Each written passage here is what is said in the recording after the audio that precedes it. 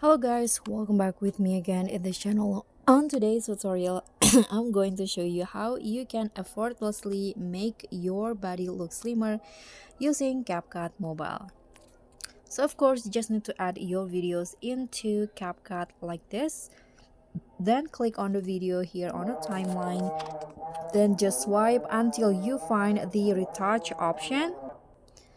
After that, you can click on these body options, and here let's try to do it automatically first. So click on the body and just swipe to the right to adjust the intensity. You can see the body will automatically shrink or smaller like that. Or let's try only the waist, and it's also do the same thing just like that.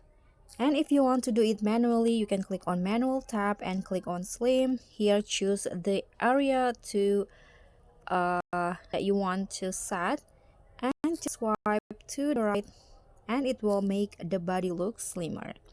Click on the check icon, and that's it. Thank you so much for watching. Don't forget to like, comment, and subscribe. Also click on the thanks. Bye.